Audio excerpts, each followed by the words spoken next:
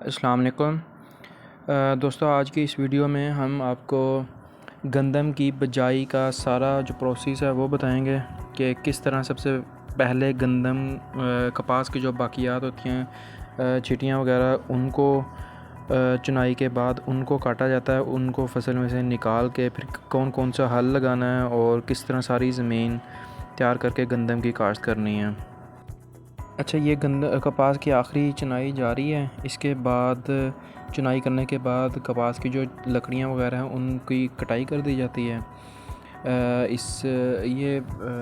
कई लोग तो इसको फसल के अंदर भी रोटावेटर फेर के ज़मीन के अंदर ही मिक्स कर देते हैं। उसका अलग से अपने फ़ायदे होते हैं, लेकिन क्योंकि ये लकड़ियों के काम आता है, जलाने के काम आता है, तो इस वजह से फिर ज़्यादातर जो लोग हैं ना, इसको ज़मीन से निकाल लेते हैं, लेके अपनी लकड़ियाँ के तौर पे ना काम इसका इस्तेमाल करते हैं। तो ये ज़मीन में से सारी लकड़ियाँ काट ली हैं। काटने के बाद अब ये ट्राली लोड करके इसको फसल में से निकाला जा रहा है।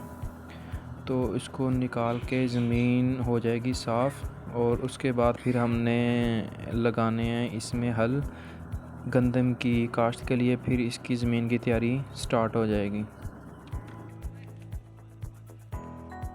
ये लकड़ियाँ निकालना भी एक अपने तौर पे एक बहुत बड़ा चैलेंज होता है। इसमें बड़ी मुश्किल काटनी पड़ती है। पहले लोड करनी है, फिर जाके इसकी अनलोडिंग करनी है, फिर इसको खेलों के ऊपर से ट्राली लेके जानी है। तो ये एक इट्सेल्फ एक चैलेंजिंग टास्क है। अच्छा जी, ये ट्राली लोड करके हम ले आए हैं। अभी ट्राली अनलोडिंग का टाइम है, इसको वापस खाली करना है। ये हम फिर घर के इस्तेमाल के लिए इन लकड़ियों को यूज़ करेंगे। ये देखते जाएं कि हम इसको किस तरह खाली करते हैं।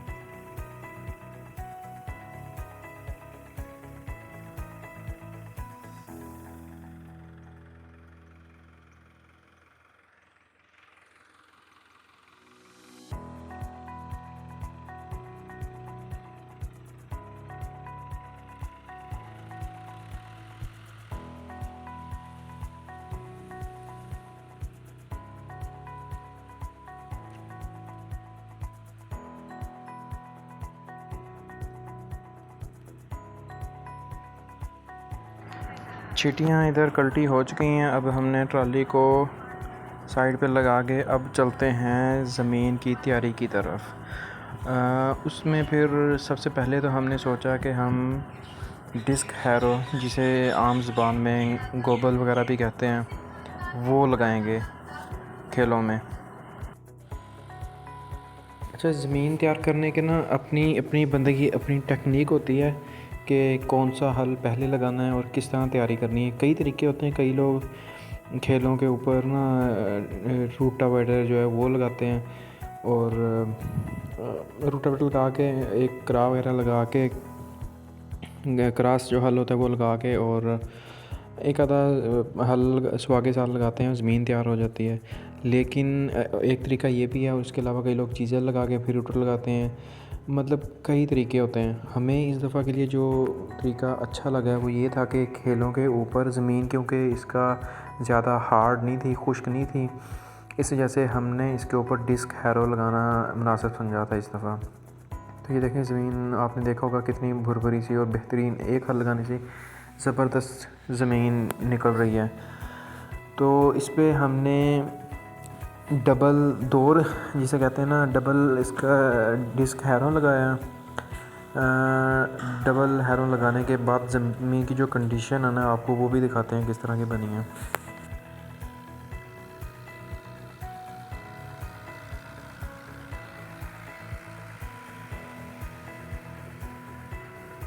सो इधर ये भी देखना होता है, जो डिस्क हैरो है वो थोड़ी सी ज़मीन अगर गीली हो ना, जिसका वतर अभी ना आया हो, गीली ज़मीन में ये नहीं लगती। जितनी ज़मीन ज़्यादा भी नहीं, बहुत ज़्यादा सूखी में भी ये तंग करती है।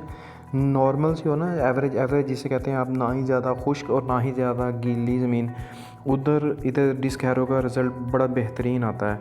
अब आप ये देख रहे होंगे सिंगल डिस्क इधर लग रही है, ज़मीन देखें कितनी बेहतरीन, ये दो दो काम कर रही है। एक ये रोटावेटर भी लग रहा है और साथ साथ जो हल होता है ना वो भी उसका काम भी दे रही है। ज़मीन की गहराई भी जो हो रही है और ज़मीन बारीक भी हो रही है। ज़मीन में इस कंडीशन में ना एक इसका रिप्लेसमेंट ये भी हो सकती थी कि हम इसको डिस्क हैरो ना लगाते और इस पे हम चीज़ल पहले एक लगा लेते, चीज़ल हल जो है वो किलियों वाला वो लगा के उसके ऊपर रोटावेटर लगा देते, वो भी अच्छा बन जाना था। उसमें भी ज़मीन अच्छी तैयारी हो जानी थी। लेकिन इसके गोबर लगाने का मेन फ़ायदा ये भी था कि इसमें ना घास वगैरह था, जड़ी बूटियाँ वगैरह, तो फिर ये इसमें वो बड़ा बेहतरीन ज़मीन तैयार हो जाती है। इसमें वो सारा ना उस ख़त्म कर देती है, कचरा कचरा कर देती है, ज़मीन में मिल जाती हैं। इस तरह के तकरीबन 150 प्लस चक्कर लगाने पड़ते हैं इस ज़मीन पे, फिर जाके ये एक सिंगल हल लगता है।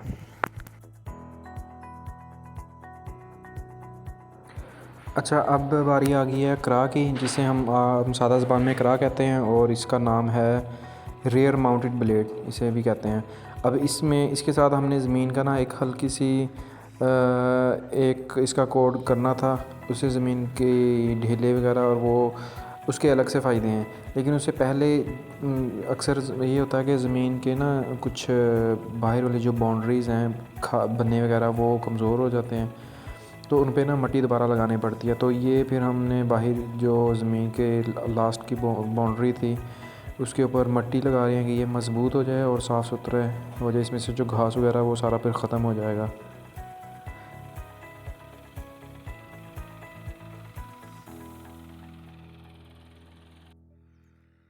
हल लगाने से पहले मैं आपको दिखाता हूँ कि डबल कोट जो हमने डिस्क हैरो का लगाया उसके बाद ज़मीन की कंडीशन क्या है।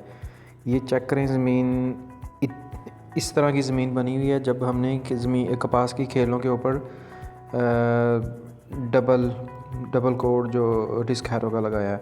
अब इसमें देखें ये ज़मीन एक तो बारीक इस हद तक हो चुकी है, ये बेहतरीन चेक करें, ठीक है। इसके बाद फिर दूसरा आप ज़मीन की गहराई भी देखें ना, तो एक काफ़ी हद तक जो मुनासिब गंदम की फसल को चाहिए उस हद तक ज़मीन की गहराई तक ये तैयार हो चुकी है और ज़मीन बारीक भी है।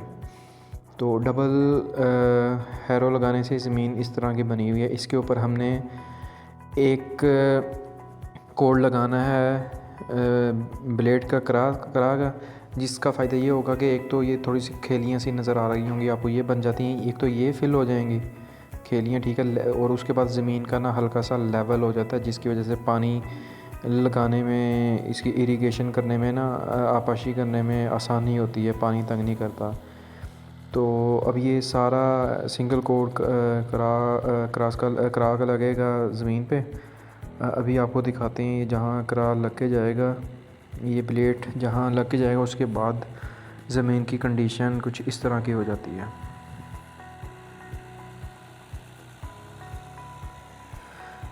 ये देखें, ये ज़मीन एक तो ज़मीन की शक्ल जो है वो बराबर होती जा रही है, जहाँ जहाँ कुछ खेलियाँ वगैरह थी वो ख़त्म होके उसका वो लेवल होता जा रहा है, ठीक है। और उसके बाद कुछ इसका एक फ़ायदा ये भी होता है कि ज़मीन के जो थोड़े बहुत ढीले होते हैं ना वो भी ख़त्म हो जाते हैं, बारीक हो जाती है ज़मीन।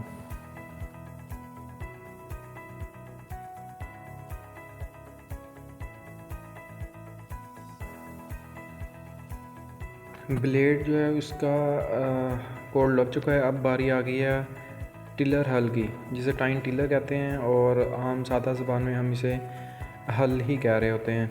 अब हमने अभी तक हमारी ज़मीन के ऊपर डबल कोड डिस्क हैरो का लगा हुआ है और उसके बाद सिंगल हमने उसके ऊपर ब्लेड का कोड लगा के ज़मीन बराबर कर लिया है। उसके बाद हमने एक सिंगल इसको ये सुहागा जो है ना लोहे वाली, इसे आप कह लें,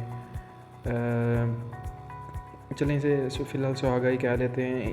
इसके ये थोड़ा सा बस वज़न, इसका मकसद ये होता है कि थोड़ा सा वज़न आ जाए, जो हल लग रहा होता है ना फ़ौरन थोड़ी सी गीले से या ज़मीन के ढेले निकलते हैं ना, फ़ौरन ये उसके ऊपर लग के उसको बारीक कर देता है। तो उसकी इससे ना ज़मीन और ज़्यादा बारीक हो जाती है, जो कि गंदम की फसल के लिए बेहतरीन एक अच्छी पैदावार लेने में बहुत अहम रोल अदा करती है। अभी आप देख रहे होंगे ये एक हल, बस इसके बाद एक हल का हमने कोड लगाना है और ये हल लगाने के बाद ज़मीन की फ़ाइनल लुक आई है जो कि इस तरह की है।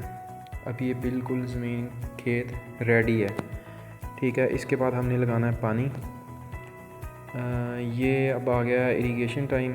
अब हमने इस ज़मीन में पानी लगा देना। पानी अच्छी तरह, पहला पानी बिल्कुल अच्छी तरह हमने फुल जितना ज़्यादा लगा सकेंगे उतना लगाना है, ताकि एक तो ज़मीन काफ़ी देर के 1 महीना 1.5 महीने से इसको ज़मीन को पानी नहीं लगा हुआ, वो पानी लग जाएगा। उसके बाद ये पानी अच्छी तरह ज़मीन एक तो जितनी से प्यास है वो सारा पी के पानी एब्जॉर्ब कर लेगी और ज़मीन एक हद तक गल जाएगी ना, इसमें अच्छी नरम हो जाएगी। और फिर उसमें हमने गंदम का बीज का कीरा करना है।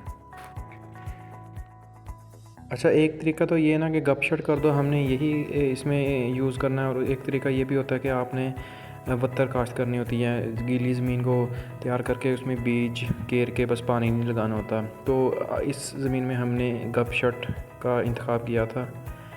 तो यहाँ तक हमारी इरिगेशन का प्रोसेस ख़त्म होकर ये ज़मीन भर चुकी है। अब हमने इसमें लगाना है, बस इसमें बस पानी थोड़ा सा सूखने का इंतज़ार करना है। जैसे पानी सूख जाएगा हमने इसमें गंदम का बीज का केरा कर देना है और फिर हमारी गंदम की फ़सल लग चुकी होगी। अच्छा दोस्तों, ये था हमारा अपना पॉइंट ऑफ व्यू। अगर आप लोगों को इस लगता है कि इसमें कुछ इम्प्रूवमेंट की ज़रूरत है तो हमें कमेंट्स करके ज़रूर अपनी राय से आगाह करें। तो इसके साथ ही अब इजाज़त दें, अब मिलते हैं अगली वीडियो में। तब तक के लिए अल्लाह हाफिज़।